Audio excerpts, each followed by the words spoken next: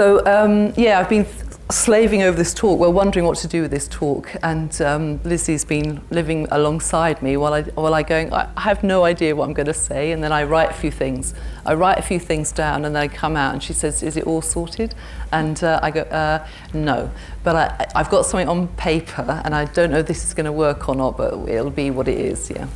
Hi, Satyajit. Very good to see you.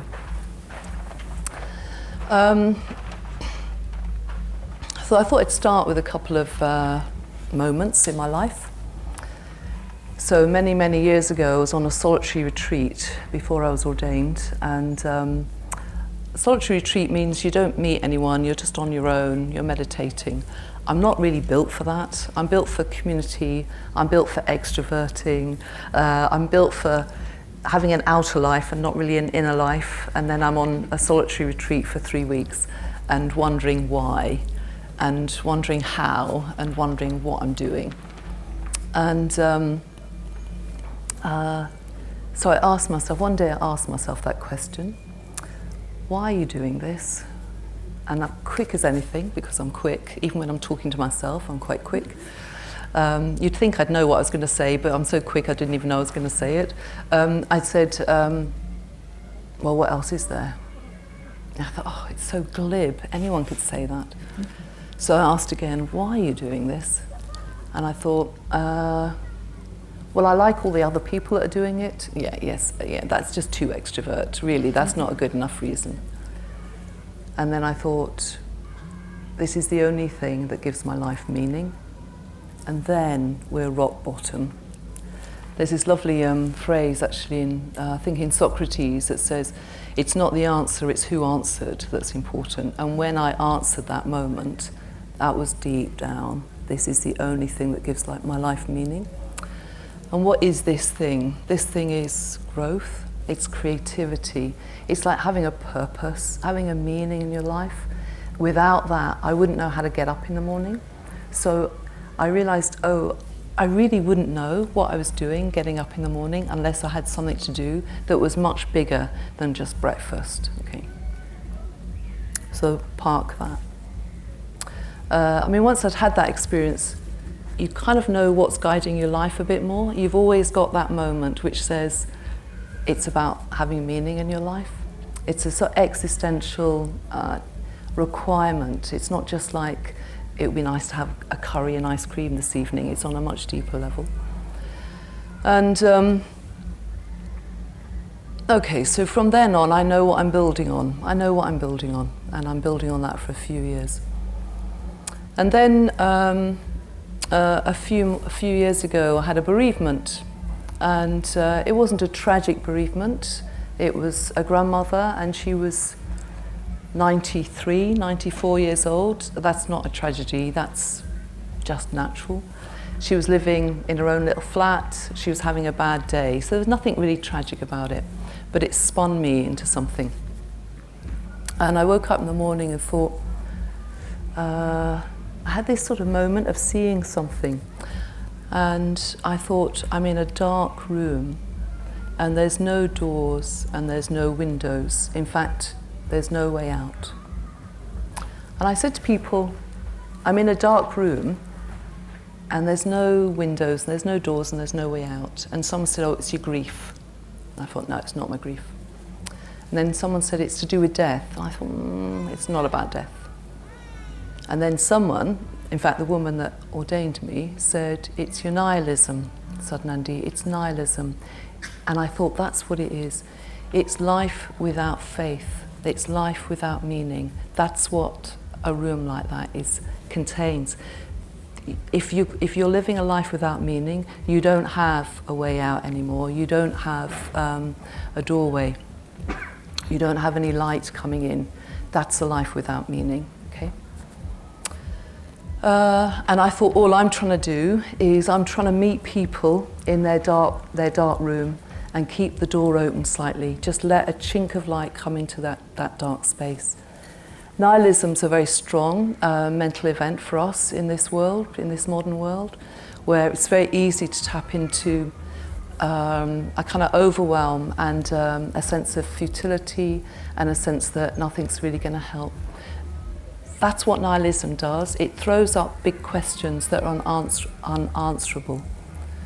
And each one of us has to work out how we're going to answer that. And you can't answer it on its own terms. It'll always have a quick, better answer than you. For me, the answer is just simply to create community and to serve. You don't know what you're doing with your life, but you can help this. You don't know how to think about things, but you can do that. That's how I face that dark room. Okay, so then I'm going to tell you a little bit about what creates the chink of light. And in other words, what creates faith in our lives? How can we discover our own sort of faith response? Now, faith response isn't about believing in a religious structure. It's not about believing in a system. It's not about believing, I don't know, what the Buddha said or what some other person said to you. It's about knowing for yourself what you personally respond to in the values that you see around you. So there'll be an act of kindness, for instance, and you'll feel in your heart of hearts, you'll feel your body resonate with that and know that means something to me. Or you'll see somebody up here giving a talk, and there'll be a kind of quality of integrity or honesty about that presentation, and you'll know it resonates inside you. It resonates. That's you having a faith response. That's you deep down. You're saying yes to something, and it's for you to work out what it is that you're saying yes to. It's not the person. It's not even the fact that there was a gift. There's something else going on that you're resonating with. That's your faith response. So from then on, you can build on that, and that's what you're doing. And that's what you're doing to discover who you are. When we know what we really respond to, when we know what the values are that we're really responding to, then we know what we're building on. And from then on, everything should unfold from that reference point. That is your reference point. So this is it's going to give our life meaning. And it gives you a sense of direction or of purpose, if you like. When you've got a sense of direction or purpose, you know that you're walking on this planet, and you've got a certain direction that's working for you.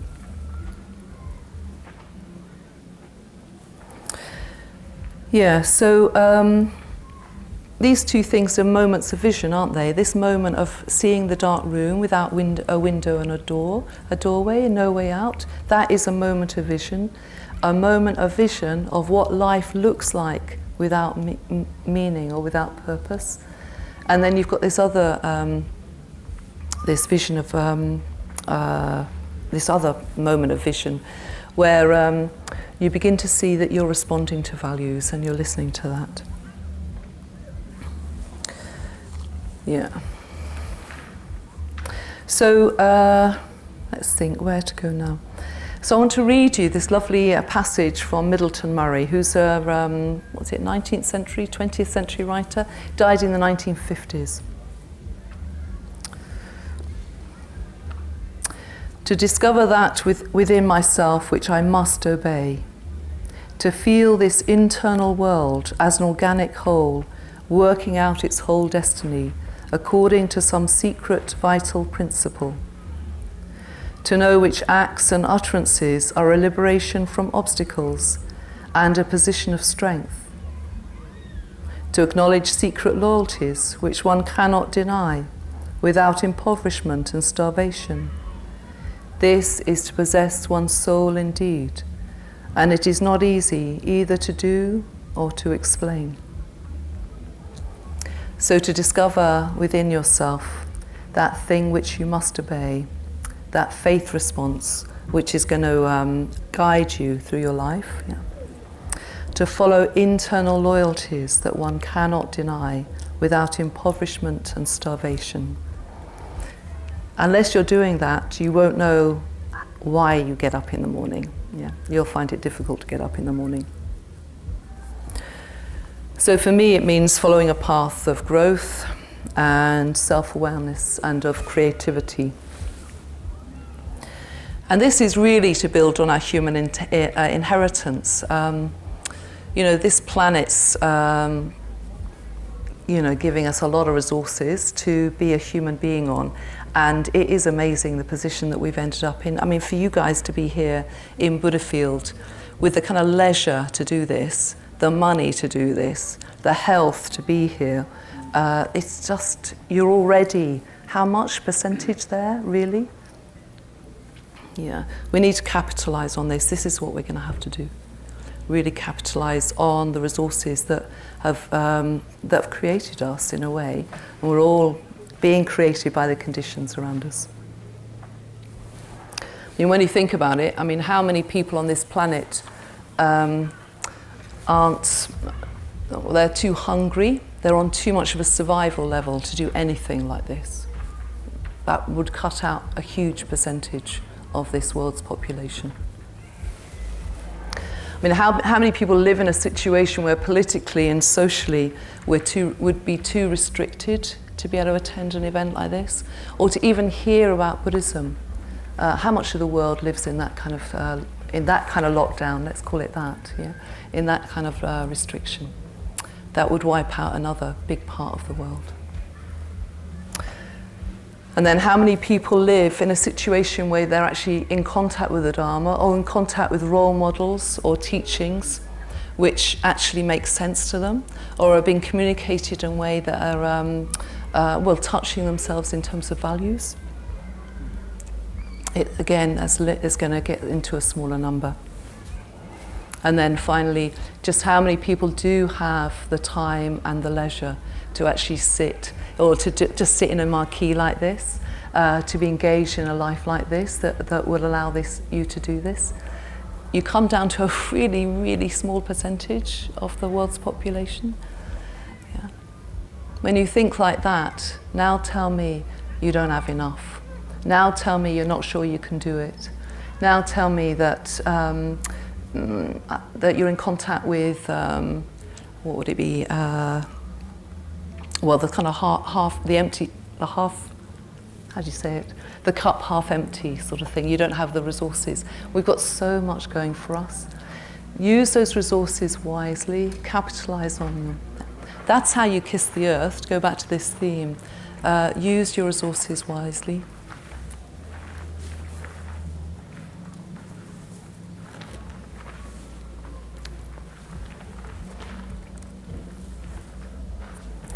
I'm going to read you a poem by Naomi Shihab Nye, who's one of my most favourite poets. It's called Famous. A concept that our society is very engaged with often. The river is famous to the fish. The loud voice is famous to silence, which knew it would inherit the earth before anyone said so. The cat, sleeping on the fence, is famous to the birds, watching him from the birdhouse. The tear is famous, briefly, to the cheek. The idea you carry close to your bosom is famous to your bosom. The boot is famous to the earth, more famous than the dress shoe, which is famous only to floors. The bent photograph is famous to the one who carries it, and not at all famous to the one who is pictured. I want to be famous to shuffling men who smile while crossing streets, sticky children in grocery lines, famous as the one who smiled back. I want to be famous in the way a pulley is famous, or a buttonhole, not because it did anything spectacular, but because it never forgot what it could do.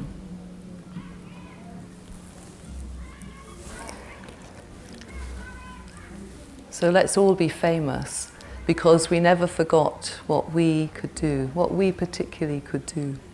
And that's going to be different for each one of us. I think and our faith responses, the values that we hold, our personalities, introvert, extrovert, whatever it is, the conditions that we find ourselves in, all of these are things are shaping us to become the person that can do certain things. Know what they are for yourself. Sangharakshita, who's my teacher, he's quite big on this sort of area. He's quite big on a myth, that everyone's got their own personal myth that's unfolding, and it's going to be slightly different for other people, and it's going to manifest in different ways. So I'll just give you a quote from him.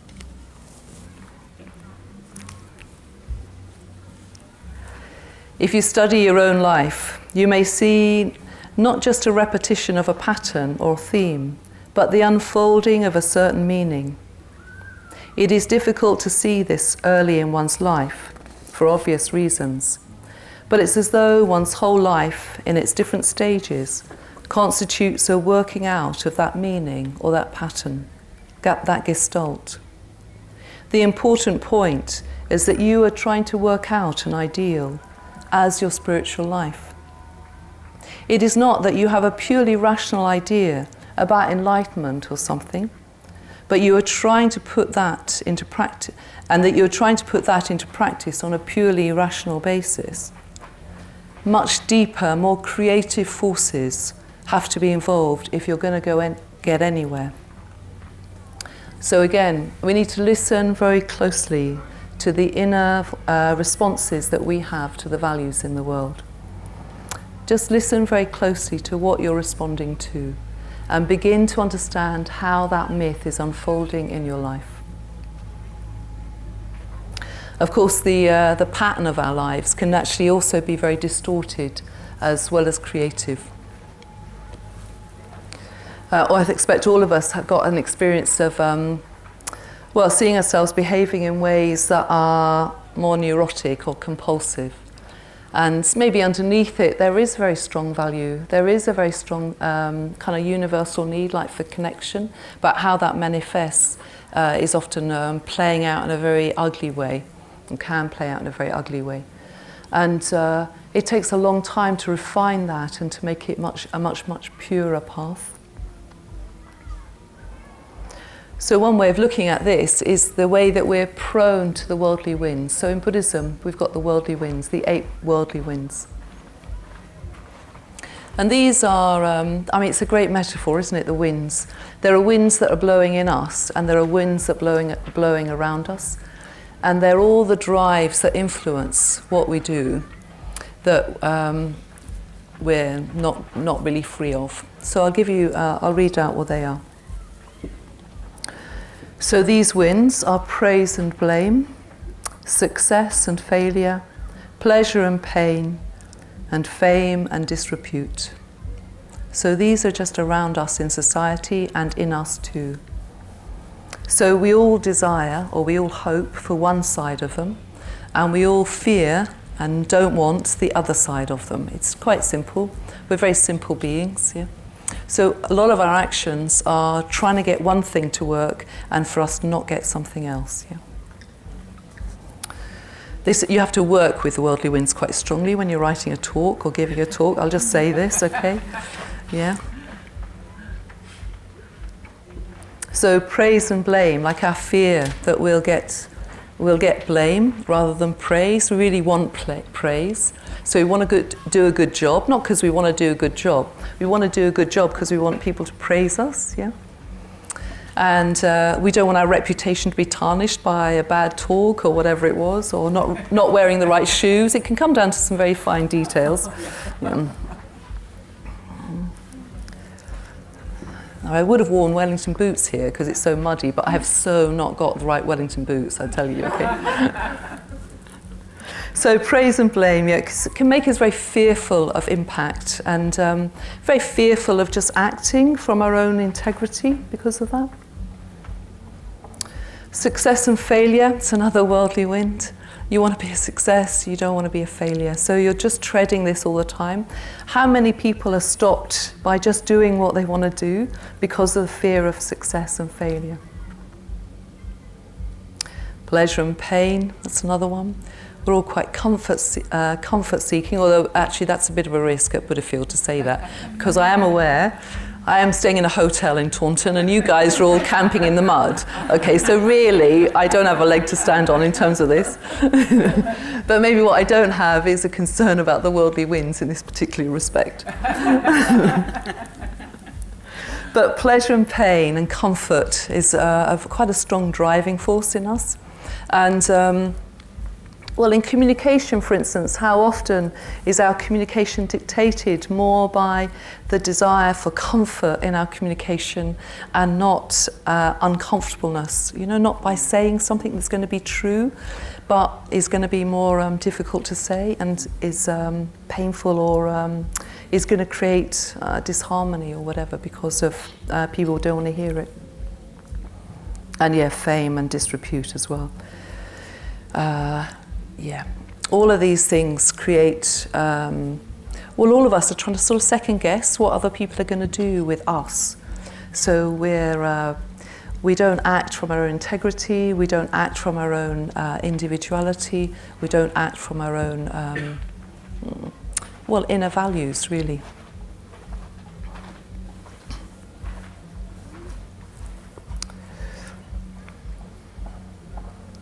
So to act from our own inner values requires a lot of commitment, great deal of commitment. We can set off with quite a lot of ideas about how we want to live our life, and then we don't get up in the morning to meditate. I'm not looking at anyone in particular, by the way. Yeah. Yeah, we've got to start building on a commitment to what we're really trying to do, building on those values and committing ourselves to them. So you've got to identify what they really are, and then you're going to have to start creating a life that holds them in place, How do you stay faithful to those values? How do you create relationships around you that are going to hold those values in place? How do you create relationships around you that will draw those values to a finer point rather than mean that you'll have to dilute them down or play them down? All of this takes a long time. And often we're having to build on previous effort. Once we start making an effort, then we'll begin to reap the rewards. We totally will reap the rewards, but it's very difficult to get to the point where we're beginning to sort of feel that. You know, there is times when in your life, in your spiritual life, when you're really doing this well, when you will no longer be in the driver's seat, something else will be driving you. You will just naturally be unfolding from those ideals, from those values. Yeah. That is, you know, it really won't take very much to get to that point, really. Yeah.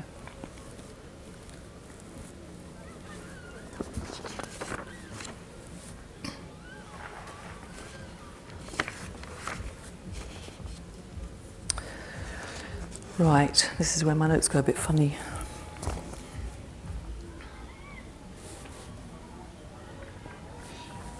Okay, let's do this.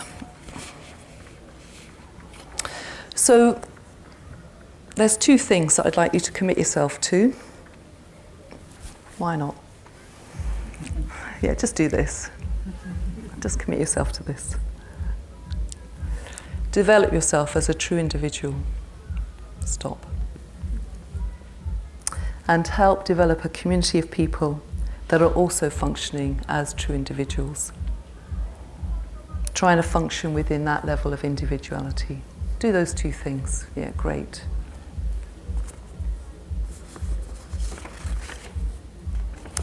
Let's see. Develop a community of individuals. So build on a spiritual community or a community of people where that is going to support that level of individuality. Yeah. This is not a small job. I mean, self-development is not a small job. And creating a group or creating a community of people around you that are also doing the same is not a small job. It's, what did my teacher say once to somebody who asked him? It's something you wouldn't want on your worst enemy. Yeah. Okay, so I'm not asking you to do a small thing, okay? But I thought I might as well ask anyway. Because it requires you to really do the work and then to do it in relationship to other people. And you know what other people are like, don't you? So self-development, okay, as an individual, developing individuality. Let me just taste that. What does it feel like to develop individuality? Like the true individuality, not just conforming to a way of behaviour that you think the group's going to accept, and not just stepping outside the group and saying, I don't conform to that because I'm a true individual. So you're not reacting to the group and you're not conforming to the group as another reaction. You're not doing either of those things. You're actually standing in relationship with other people with that kind of integrity and value basis.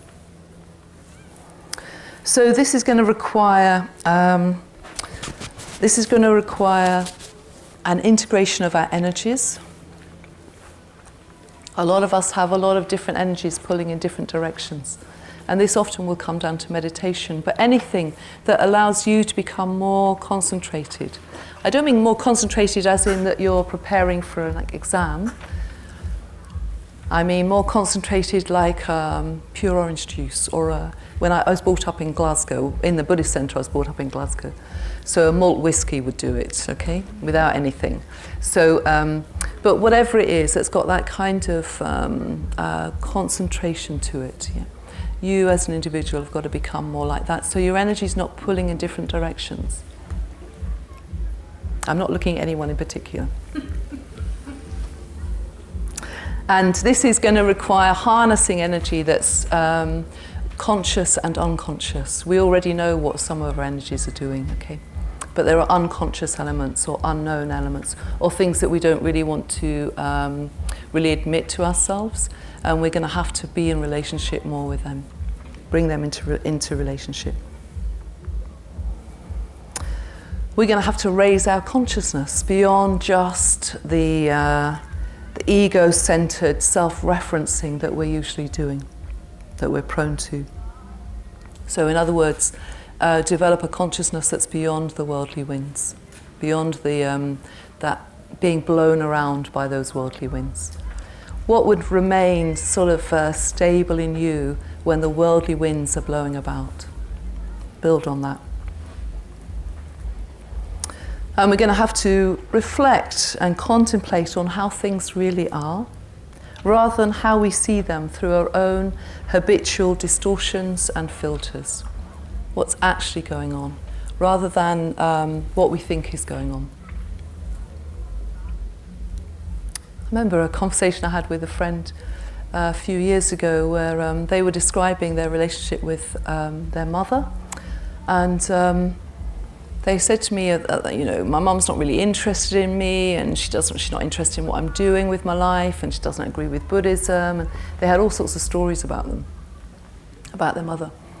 And I said, well, why don't you take the initiative, and when you go home, you be different, and let's see what happens. And that my friend went back home, and she didn't play her normal habitual, she didn't just do the normal habitual channel. She did something a bit different. And the mother was really interested. And then she spoke to mum in a slightly different way, and the mum responded. And then she came back to me and she said, my mother wasn't who I thought she was. And I said, no, she was being filtered totally through the way that you relate to her. It's all your habitual filters and distortions. So who knows who existed? All we know is the person that you were in relationship with was partly your own creation. So what is the world really beyond that?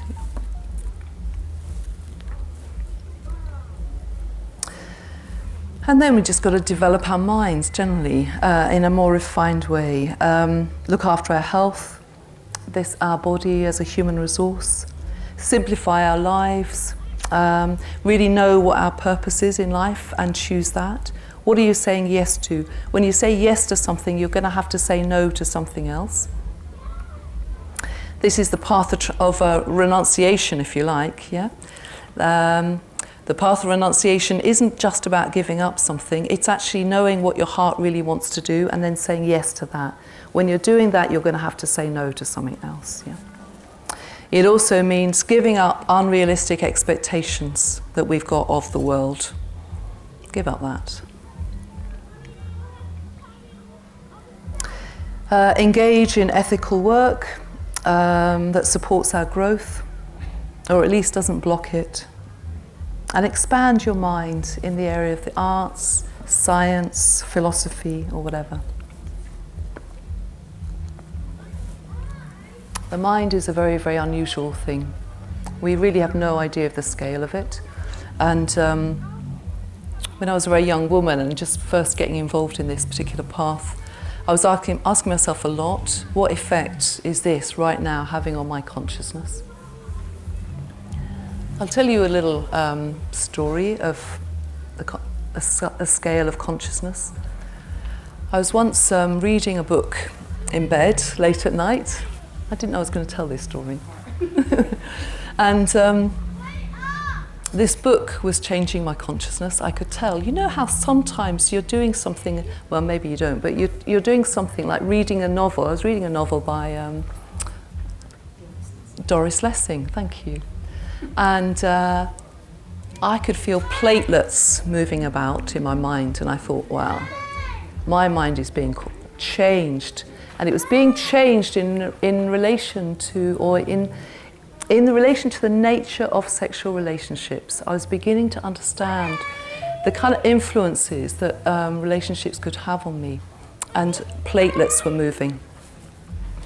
And then the next day when I was working in the job that I was doing, an ex-boyfriend phoned me who was in London. I was in Glasgow. For some reason this always felt important. I don't know why, given what I'm going to tell you. And he said, I'm just phoning to make sure you're okay because I had such a strong dream about you. I thought, what is going on with her? And I said, it's okay. I was being changed. A book was changing my mind. Platelets were moving. And it was all in the area of relationships. So sorry about that. And then he said, fine. And then the person who I was in a relationship with, who lived around the corner, for some reason this is relevant, said, phoned me and said, are you all right? I said, yes. And he said, I had such a strong dream about you last night. I thought I'd better phone and find out what was going on. I said, it's all right. Platelets were moving. I was reading a book till really late at night and then things got changed in my head, okay? They said, fine. And I thought, what is the nature of consciousness, really? Really? That I was doing that and they were picking up on that from such a distance. Consciousness is so relational, and develop that consciousness, develop that sensitivity. Do not waste this opportunity. Yeah. Okay then, join a community, feel the community around you, or help create a community, even though it is something which you wouldn't want your worst enemy to have to participate in. But engage with other people on the level of individuality. That means being willing to bring your values into relationship with other people, which is not a small thing to do, because the worldly winds, we're prone to the worldly winds, so they're going to be driving us a lot of the time. You're going to have to stand free of that, stand within your own integrity. So this kind of communication is not about seeking out comfort and security of the group. It's being willing to engage with real communication, genuine spiritual engagement. This is not going to be a warm bath. This is going to be much rougher than that, actually. Okay, you're on fast water rapids more.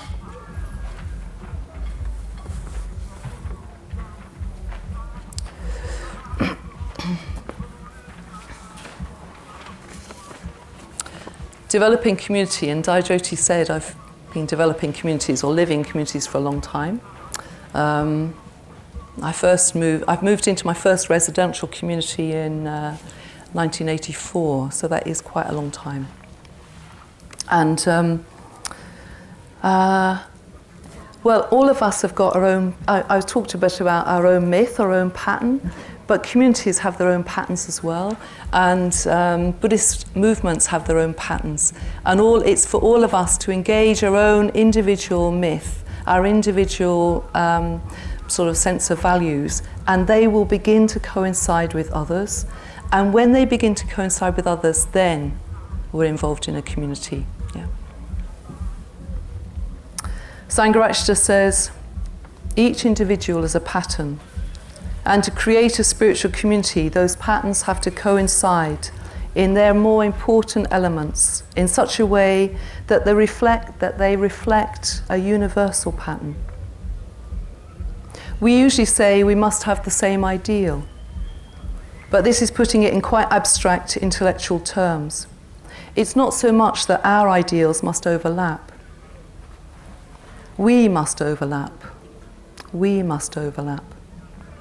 However differently people express their individuality, they can still fit together in the same pattern if there are some elements that overlap, some common ideals. Or to put it another way, each individual pattern has to be a variation on a universal common pattern. There has to be some common element, however you express it, whether abstractly or concretely. The spiritual community is the unfolding of a wider, greater pattern. And all of us need to be willing to engage with that. But it's a huge act of generosity to do that. So creating a spiritual community, it takes true individuals to engage with real communication, all of us helping one another to develop individuality.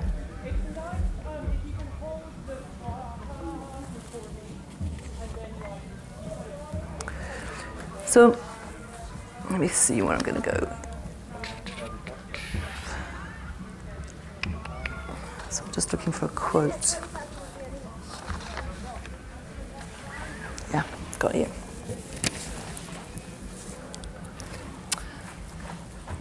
So I follow a very strong individual, which is the Buddha. And I'm going to say a little bit about the image of the Buddha. So it's a classic image. We see the Buddha sitting under a tree. So he's often visualized in a beautiful Indian plain with flowers and sort of meadow plains around him, in the Indian plains around him. And he's sitting underneath a tree. You would sit under a tree if you were meditating in India, given the heat, okay? You'd sit in the shade. So when I'm visualizing this, when I'm calling the Buddha to mind, what I'm visualizing is a human situation, that an enlightened consciousness arises out of a human situation, which is very, very ordinary. It's just the Indian plains with a tree, and you're sitting underneath it.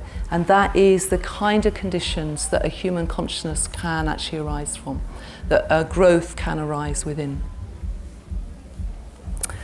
And then the tree is just these supportive conditions. So choose supportive conditions. Are you making the choices that you need to make in your life to live that kind of life that you want to live? Yeah. There's this fabulous quote actually from Brian Keenan. Do you know this book, Brian Keenan, The Evil Cradling? He's kept hostage, yeah, is it in Beirut somewhere? For maybe 3.5 years, and at some point he's told he's going to be released. And he's being caught and trapped with somebody who's become a very good friend, who was the other journalist, and whose name I can't remember. Who? Terry Waite. Yeah, but Terry Waite was the third one. He's trapped with McCartney, is that his name? And they were the best friends, and Terry Waite came in as well, and they were also, at this point, they were together. And at some point, Brian Keenan realizes he's going to be released. And there's a brief moment where I think a dark night of a soul, where he thinks, do I want to be released, given that I'm going to leave my friends in that room, trapped as a hostage? Is this what I want to do? And he thinks about his family, and he thinks this is an opportunity, and he thinks, can I leave right now? And then he comes through to that moment where it's not so much what the answer was, it's who answered, and he answered it. And he said, Each person must choose their freedom when it comes. Each person must choose their freedom when it comes. If we don't do that, then we belittle the people left. Yeah?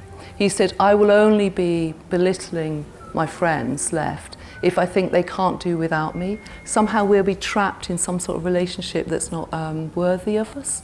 Yeah. Choose your freedom when it comes. That takes a bit of individuality. So the Buddha is sitting under the right conditions, and choosing the freedom when it comes means choosing the conditions that will really support you in your growth. Okay, and so the Buddha is sitting under the tree in these robes. Eventually he's sitting, he's just got these dyed, rough sheet robes that he's dyed with the mud of a mendicant. And these are just the robes of authenticity. He's a Buddha on the outside, he's a Buddha on the inside, which is so different from most of us. But before he gains enlightenment, he makes a vow. He makes a huge commitment. He says, I'm going to sit down now, after all this searching and all this questing and meditation and everything, I'm going to sit down now, and tonight is the night, sort of thing. I'm going to do it. And he makes that kind of commitment. So I think he says something like, may all my bones dry up, my blood dry up, this is it now, I'm going to do it. And that kind of commitment can throw up a lot from the universe. And one of the things it can throw up is doubt. And he met his doubt. So the doubt was saying, what right do you have to say this is going to happen? What right do you have to make that kind of commitment? What right do you have to say you're going to make something of your life? And he touches the earth. And he says, the earth has seen what I've done with my life so far. I call the earth to witness. And the goddess from the earth came up in front of him and said, I've witnessed your actions. I've witnessed your spiritual path. I know the quality of person that you are right now. I will bear witness to you doing this. So she answers the doubt in him. All of us are in that process, okay, of making commitments to what we want to do and then calling up the doubt, and then we're going to have to touch the earth in terms of finding stability within our commitment. So I'm just going to finish with the last quote from a mountaineering guy, W.H. Murray. Some of you will know this very well. And it's about commitment. So he's just, I think, set up a Himalayan expedition in 1951 when he makes this quote, when he says this thing. Until one is committed, there is hesitancy, the chance always to draw back, always ineffectiveness. Concerning all acts of initiative and creation, there is only one elementary truth, that the moment one definitely commits oneself, then providence moves too. All sorts of things will occur to help one that one would never otherwise that would have never otherwise occurred. A whole stream of events issues from the decision, raising in one's favour all manner of unforeseen incidents and meetings and material assistance, which no man could have dreamt would have come his way. I learned a deep respect for one of Goethe's couplets. Whatever you can do or dream you can, begin it. Boldness has genius, power and magic in it. Thank you. Thank you.